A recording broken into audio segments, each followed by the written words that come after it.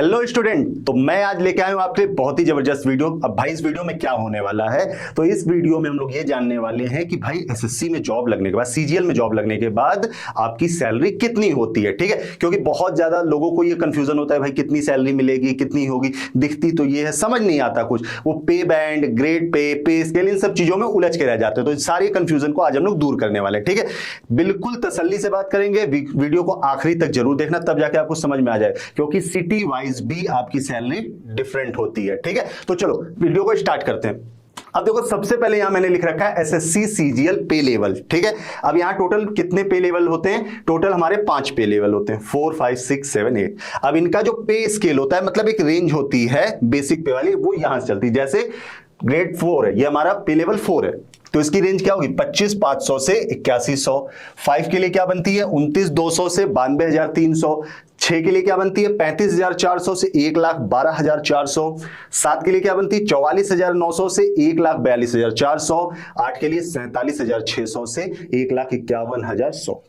ठीक है, अब इसका मतलब क्या होता है? देखो, छोटा सा हिंट क्या है, क्लैरिटी देता हूं भाई। देखो, जब आप जॉब पे जाते हो ना, जो आपका बेसिक सैलरी काउंट की जाती है वो यहां से, जब आप जॉब ज्वाइन करोगे तो यहां से काउंट, धीरे धीरे साल के बाद ही बढ़ती जाती है, तो एक रेंज दी जाती है। ठीक है, आपका इंक्रीमेंट होगा, अदर चीजें ऐड होगी, तो ये चेंज होता जाता है। ठीक, अब बात करते हैं कौन कौन सी पोस्ट किसके अंडर आती है। ठीक है, क्योंकि भाई सबसे जरूरी तो वो है। अब देखो, जो सबसे ज्यादा पैसे वाली जॉब मिलती है इसमें, वो मिलती है पे लेवल 8 से। ठीक है, क्यों? क्योंकि इसका ग्रेड पे कितना होता है? 4800 होता है।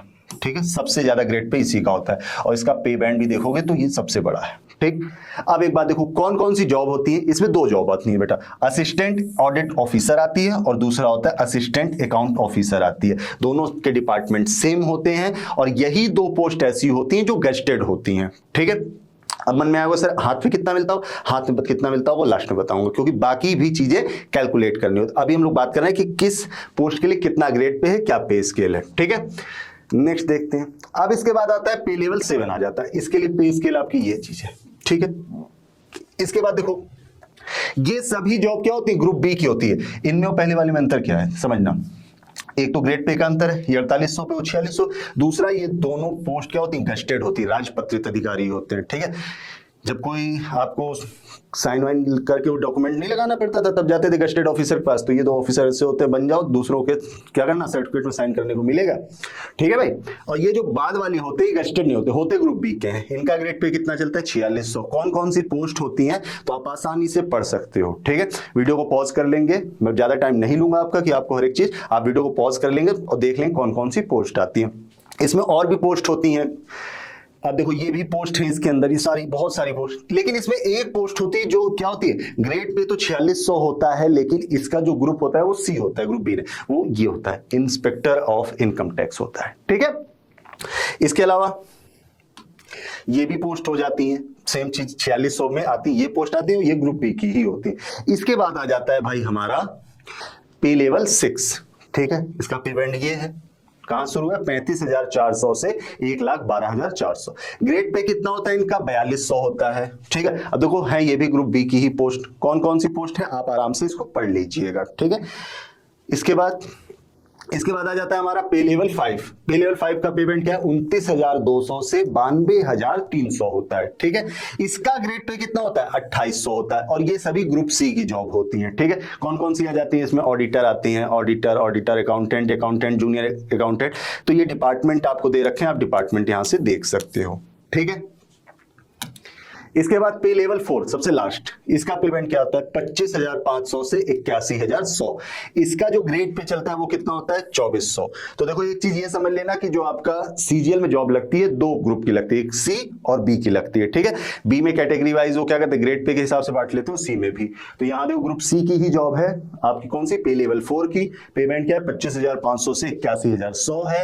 अब इसके अंदर देखो कौन कौन सी पोस्ट आ जाती है, तो यहाँ आप देख सकते हो, यूडीसी हो गया, टैक्स असिस्टेंट, यहाँ पे डिपार्टमेंट सीबीडीटी है, यहाँ सीबीआईसी है, ये आपका नारकोटिक्स डिपार्टमेंट हो गया, सब इंस्पेक्टर इसका, और यहाँ डिविजनल क्लर्क हो जाते हैं। ठीक है, ये आपका पे लेवल 4 होता है।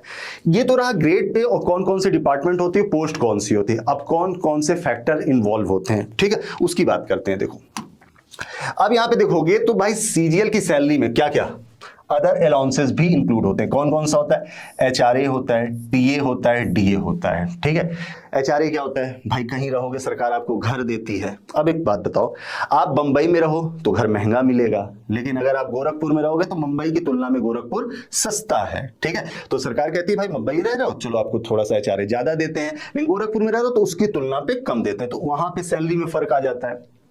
ये आपका ट्रैवलिंग अलाउंस होता है और ये डियरनेस अलाउंस होता है। अब यहाँ पे एक चीज देख लो, यहाँ पे अगर आप इसको पढ़ोगे तो आपके काम की बात क्या है, केवल 8 सिटीज ऐसी हैं जिन पे क्या मिलता है, 24% ARA मिलता है। मतलब यहाँ पे हाउस रेंट अलाउंस ज्यादा होता है। कौन कौन सी होती हैं?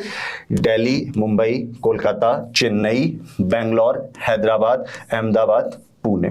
ठीक है, यहां पे इन 8 शहर में रहोगे तो आपको HRA सबसे ज्यादा मिलेगा। लेकिन अगर इसके बाद आपकी पोस्टिंग कहीं और होती है, अब उसको कैसे कैटेगराइज करते हैं? ये तो X थी, Y की कौन सी कैटेगरी में आते हैं? ऐसे टाउन जिनकी पॉपुलेशन 5 लाख से ज्यादा है। अब जैसे गोरखपुर या कानपुर, वहां 5 लाख से ज्यादा है, तो वहां पे आपको HRA कितना मिलेगा? 16% मिलेगा। ठीक है, इसके बाद आ जाता है जेड कैटेगरी। जेड कैटेगरी कौन से होते हैं? रूरल एरियाज, गांव देहात से जुड़े हुए कस्बे कई बार मिल जाते हैं, तो वहां पे जो आपका HRA होता है वो 8% होता है। भाई तो आपको पता है कि जहां महंगा शहर, बड़ा शहर, तो वहां पे ज्यादा हाउस के लिए आपको पैसे पे करने पड़ते हैं, तो इस वजह से ये कैटेगरी इस तरह से डिवाइड की जाती है। ठीक है, इसके बाद आ जाओ,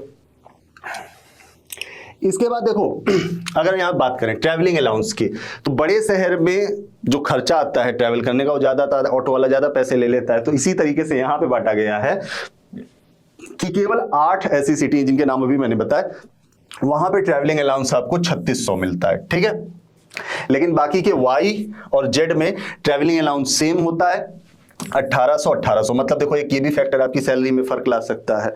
दूसरा डियरनेस अलाउंस, देखो अब इसके लिए क्या है, इसमें अंडर 7th पे कमीशन के हिसाब से यहाँ पे बेसिक एकदम फिक्स कर दिया गया था। क्या फिक्स कर दिया गया था कि DA is a cost of living adjustment allowances and is presently 34% of the basic पे। जो आपकी बेसिक पे बताया था ना शुरू में, जहां से शुरू हो रही थी, उसका 34% आपको दिया जाता है, DA दिया जाता है, वो आपकी सैलरी में ऐड हो जाता है। ठीक है, तो देखो क्या क्या हो गया, आपकी बेसिक पे हो गई, उसके बाद HRA हो गया, उसके बाद TA हो गया, उसके बाद DA हो गया।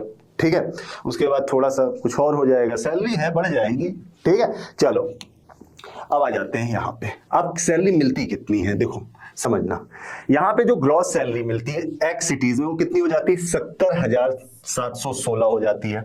ठीक है, Y सिटी में अगर आप पे लेवल 8 की बात करोगे तो 66,908, जेड में 63,100 रुपए आती है। ठीक है, ये ग्रॉस सैलरी है आपकी। पे लेवल 7 के हिसाब से आपकी ग्रॉस सैलरी X सिटीज में कितनी बनेगी? 66,909, Y सिटी में 63,317, जेड में 57,925।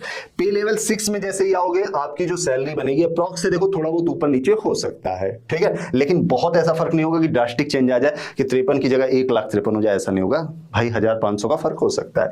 X सिटीज में पे लेवल 6 में कितनी होती है? 53,514 होती है। व्हाइट सिटीज में कितनी होती है? 50,682, और जेड सिटीज में ये 46,050 होती है। ठीक है, इसी तरह अगर आप देखोगे पे लेवल 5 की बात करोगे तो जो आपकी ग्रॉस सैलरी बनती है X सिटीज में 44,772, Y सिटीज में 42,436, Z सिटीज में 38,300। पे लेवल 4 में अगर बात करोगे X सिटीज में 39,555, यहाँ पर Y सिटीज में 37,515 और Z में 33,675 होती है। ठीक है, तो भाई आपको एक बात समझ में आई क्या क्या मिल जाता है? बेसिक पे हो गई आपकी, TA हो गया, DA हो गया, HRA हो गया। ठीक है, ये सभी चीज मिलाकर आपकी सैलरी बनती है। बेसिक पे क्या होती है, एक रेंज बताई थी यहां से यहां तक, तो शुरू की जो रेंज होती है जब आप ज्वाइन करते हो तो उस पे वो कैलकुलेट होता है। जैसे आपका डियरनेस अलाउंस से 34% था, वो इस पे कैलकुलेट होता है। ठीक है, बात समझ में आई?